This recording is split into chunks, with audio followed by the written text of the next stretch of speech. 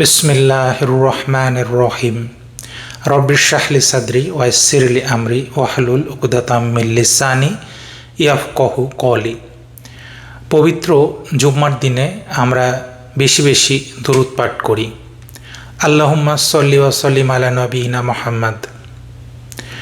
কয়েকটি হাদিস আপনাদের সাথে শেয়ার করব ইনশাআল্লাহ। আবু হুরায়রা রাদিয়াল্লাহু তাআলা আনহু বলেন, রাসূলুল্লাহ সাল্লাল্লাহু আলাইহি ওয়াসাল্লাম বলেছেন, ওই ব্যক্তির নাক ধুলিমলিন হোক। এভাবে তিনি 3 বার বললেন। তারপর তিনি বললেন, যে তার পিতামাতাকে কিংবা তাদের একজনকে বৃদ্ধাবস্থায় পেয়েও জান্নাতে প্রবেশ করতে পারেনি। হাদিসটি এসেছে মুসলিম শরীফে। আরেকটি হাদিসে আসছে, আবদুল্লাহ ইবনে আমর ইবনে আস রাদিয়াল্লাহু তাআলা আনহু বলেন, এক ব্যক্তি রাসূলুল্লাহ সাল্লাল্লাহু আলাইহি ওয়াসাল্লাম এর নিকট বলল, ইয়া রাসূলুল্লাহ, আমি আপনার হাতে হিজরত এবং জিহাদের বায়াত গ্রহণ করছি, এর দ্বারা আমি নেকির আশা করছি। তখন তিনি বললেন, তোমার পিতামাতা কি কেউ জীবিত আছে? সে বলল, হ্যাঁ, তারা উভয়ই জীবিত আছে। তারপর তিনি বললেন, তুমি কি আল্লাহর পক্ষ থেকে নেকির আশা রাখো? সে বলল, হ্যাঁ। তারপর তিনি বললেন, তাহলে তুমি তোমার পিতামাতার কাছে ফিরে যাও এবং তাদের সাথে ভালো ব্যবহার করো। হাদিসটি এসেছে বুখারী এবং মুসলিমে।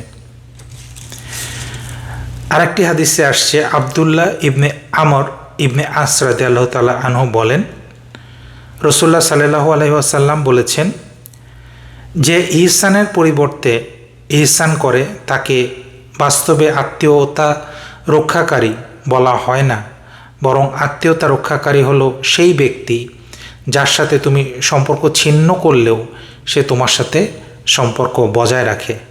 হাদিসটি এসেছে বুখারী শরীফে।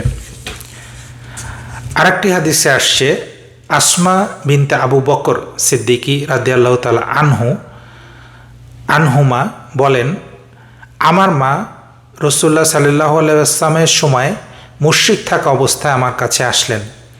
আমি রাসূলুল্লাহ সাল্লাল্লাহু আলাইহি ওয়াসাল্লামের কাছে অনুমতি চাইলাম এবং বললাম, আমার মা আশা নিয়ে আমার কাছে এসেছেন, আমি কি আমার মার সাথে ভালো ব্যবহার করব? তিনি বললেন, হ্যাঁ, তোমার মার সাথে ভালো ব্যবহার করো। হাদিসটি এসেছে বুখারী এবং মুসলিম শরীফে। অর্থাৎ এই কয়েকটি হাদিস থেকে আমরা কি শিখলাম? যে আমাদের জীবনে আমাদের পিতামাতার গুরুত্ব। প্রথম হাদিসটিতে আসছে যে রাসূল সাল্লাল্লাহু আলাইহি ওয়াসাল্লাম বলছেন যে যে ব্যক্তি তার বাবা মাকে পেয়েও তাদের সেবা করে জান্নাতে প্রবেশ করতে পারল না, সে বড়ই দুর্ভাগা। আরেকটি হাদিসে আসছে যে একজন সাহাবী তিনি জিহাদে যেতে চাচ্ছিলেন। রাসূল সাল্লাল্লাহু আলাইহি ওয়াসাল্লাম জিজ্ঞেস করলেন যে তোমার কি বাবা মা জীবিত আছে? সে বলল, হ্যাঁ।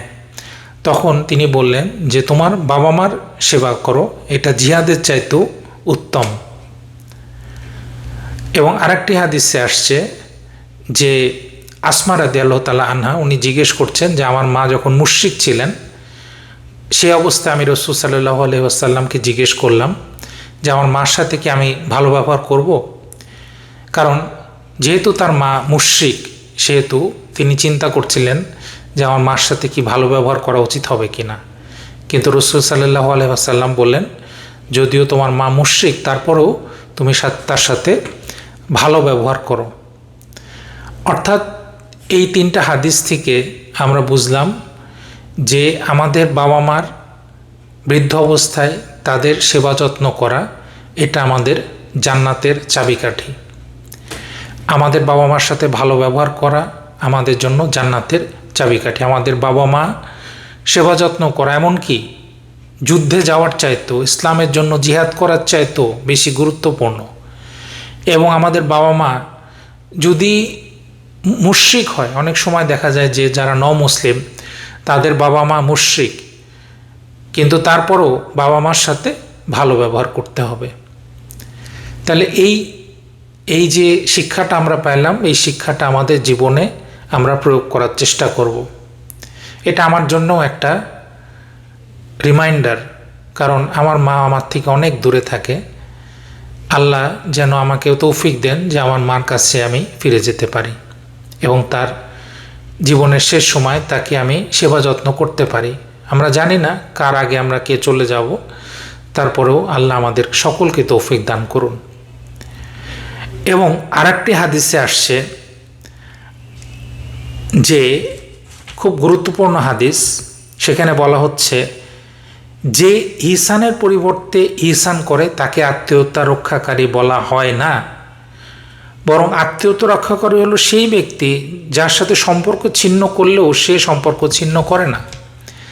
দেখেন এটা কত বড় একটা শিক্ষা। আমরা কার সাথে আত্মীয়তা রাখি? হয়তো আমার ভাই বোন, আমার আত্মীয় স্বজন যার সাথে আমার ভালো সম্পর্ক আছে, ভালো তাদের সাথে একটা আন্ডারস্ট্যান্ডিং আছে, তাদের বাসায় আমরা যাই, তাদেরকে ফোন করি, তাদের সাথে কথা বলি, তাদের সাথে আমরা আত্মীয়তা রাখি। কিন্তু দেখা যাচ্ছে যে অনেক সময় খুব নিকট আত্মীয়, কিন্তু তাদের সাথে কোনো একটা কারণে, সম্পত্তির কারণে বা অন্য কোনো কারণে তাদের সাথে একটা গণ্ডগোল হয়ে গেছে। এই গণ্ডগোলের কারণে এই দুই ভাই বা দুই আত্মীয় সারা জীবনের জন্য তারা সম্পর্ক ছিন্ন করে ফেলছে। তারা আর একে অপরের মুখও দেখে না, কথাও বলে না। এইটাই রাসূল সাল্লাল্লাহু আলাইহি ওয়াসাল্লাম নিষেধ করছেন।